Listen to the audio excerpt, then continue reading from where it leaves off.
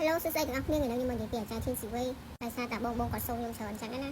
យើងចូលទៅស្ដាប់ត្រួសពីអាចារ្យទាំងអស់គ្នាចារ្យប្រកាសនៅថ្ងៃទី14ខែ10 1997អ្នកទាំងអស់គ្នាសម្រាប់ zodiac sign របស់គាត់គឺ Libra ចាអ្នកដែលមានផ្សារ Libra ឬក៏ស្គាល់ពី zodiac sign ប្រហែលជាដឹងហើយប្រភេទ Libra គឺភាគច្រើនគាត់ស្អាតខ្លាំងហ្មងបងប្អូនគឺសង្ហាហ្មងខ្លះទៀតធម្មតាទេប៉ុន្តែ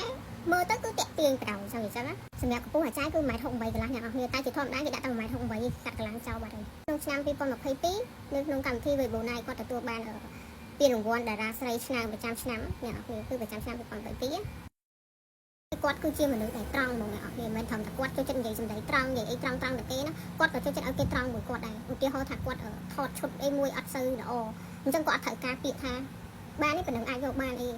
ទោះជាទាស់អីមិនតិចតួចក៏ដោយក៏ត្រូវតែប្រាប់គាត់តាមត្រង់ដែរអ្នកនរគ្នាឃើញរៀងខ្ជូតស្លឹមអញ្ចឹងណាចានិយាយថាឲ្យតែឃើញមហូបអាហារចំណីចំណុកអីគឺថាត្បល់ចូលបដ ாய் ចាគឺថាមានមុខអាចារ្យហ្មងឲ្យនិយាយទៅគាត់ហត់មិនក៏ដោយអ្នកនរគ្នាឲ្យតែគាត់មកដល់កន្លែងពុបគាត់ឃើញរបស់ញ៉ាំគឺគាត់សុបាយអហ្មងណាអញ្ចឹងណាគាត់ចូលចិត្តញ៉ាំត្រកូលវិតលងប្រាំងពងអីចឹងណាចាហើយអាចារ្យក៏គាត់អ្នកខេត្តឆុងឈីងដែរអ្នកនរគ្នានិយាយទៅសេរីអ្នកខេត្តឆុងឈីងហ្នឹងគឺថា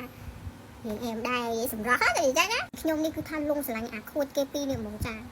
យាយថាពីអាចារ្យខ្ញុំខួចកន្លែងនោះស្អាតខ្លាំងមែនតើហើយភ្នែកគេឡើងមូហ្មងអ្នកនរគ្នាហើយ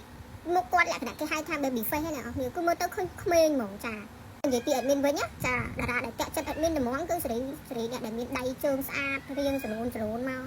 មិនថាប្រុសថាស្រីទេចាចកេះទូតៀកជ្រៀងស្ទាយអញ្ចឹងណាហើយមានតែស្នាមខួចគេរបៀបតំណឹងផ្ទាល់ខួចឬក៏គ្មានចំពឹសអីហ្នឹងគឺចាមីខ្ញុំនេះគឺបាក់ស្រឹបចឹងនិយាយចឹងណា